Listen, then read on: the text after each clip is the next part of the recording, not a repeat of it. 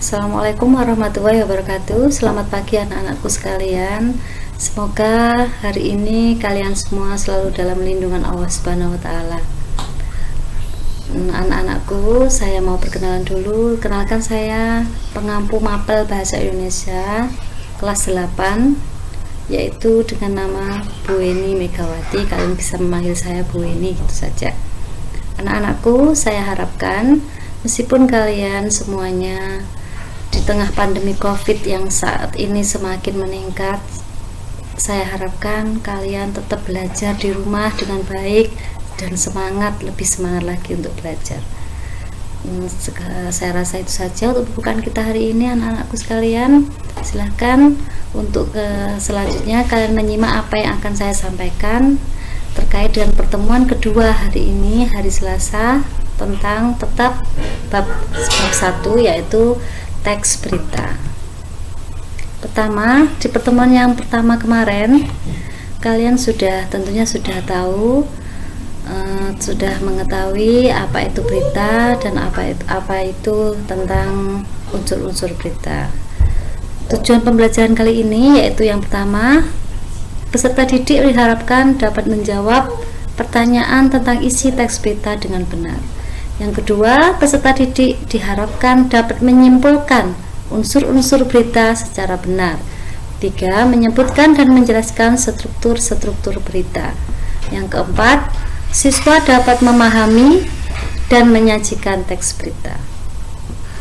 Itu saja tujuan pembelajaran kita hari ini, supaya kalian semua bisa meresapi.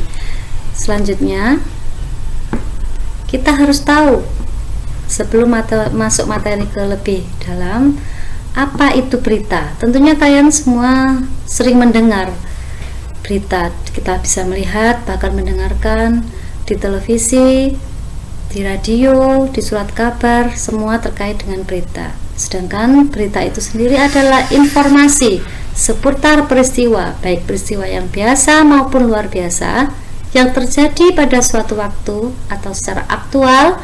Sedangkan teks berita adalah teks yang melakukan kejadian atau peristiwa atau informasi mengenai sesuatu yang atau sedang terjadi. Jadi berita itu merupakan suatu bentuk informasi. Selanjutnya, kita kemarin sudah membahas bagaimana pemahaman teks berita secara real yang disampaikan oleh Bu Ani. Sekarang saya melanjutkan bagaimana tentang struktur-struktur berita. Tentunya kalian tidak asing lagi dengan kata struktur. Bahkan di dalam kelas juga kita sudah menemukan struktur, yaitu dalam struktur kelas. Sama dengan berita. Struktur berita itu artinya susunan-susunan dalam membuat teks berita. Susunan-susunan itu bertujuan untuk memudahkan kita dalam membentuk suatu teks berita. Susunan tersebut terdiri dari 3 bagian. Yang pertama, kepala berita atau lead, tubuh berita atau lebih kerennya disebut body. Terus yang ketiga yaitu ekor berita. Tentunya tiga ini kalian bisa memahami lebih lanjut. Silakan dibuka buku paket kalian. Di situ sudah dituangkan satu persatu apa itu kepala berita, apa itu tubuh berita, dan juga ekor berita. Kepala berita atau lead yang biasanya awal pembukaan dalam suatu berita, menjelaskan tentang kapan itu berita terjadi, where, di mana itu berita itu terjadi. Sedangkan tubuh berita yaitu inti dari teks berita yang diceritakan atau informasi dari berita yang akan diberitakan. Sedangkan ekor berita adalah bisa kita sebut penutup berita, boleh. Nah, lebih memahaminya lebih lanjut silakan kamu simak pada buku paket kalian. Selanjutnya, kaidah-kaidah kebahasaan teks berita. Kaidah itu terdiri dari ada 6. Yang pertama, bahasa baku, kalimat langsung, konjungsi bahwa, konjungsi temporal dan kronologis, keterangan waktu, kata kerja mental. Yang pertama, kita akan membahas apa itu bahasa baku. Dalam bahasa Indonesia, bahasa baku itu adalah bahasa yang sesuai dengan EYD atau sesuai dengan kaidah baku bahasa Indonesia yang baik dan benar. Jadi kalau kita menyusun sebuah berita, Bahasa yang digunakan harus formal, artinya baku. Supaya apa? Tujuannya agar tidak memberikan asumsi-asumsi yang rancu. Artinya seluruh bahasa yang kita gunakan bisa dipahami semua kalangan. Karena kita tahu sendiri negara kita terdiri dari banyak macam ragam suku dan bahasa. Supaya lebih mudah untuk dipahami berita yang akan kita buat nanti. Yang kedua, kalimat langsung. Jadi merupakan kalimat yang digunakan dalam membuat suatu teks berita. Kalimat langsung itu harus sesuai dengan sumber berita. Artinya kalimat yang digunakan kalimat langsung, tidak menggunakan kata ganti orang lain. Itu kalimat langsung yang biasanya diawali dengan tanda petik.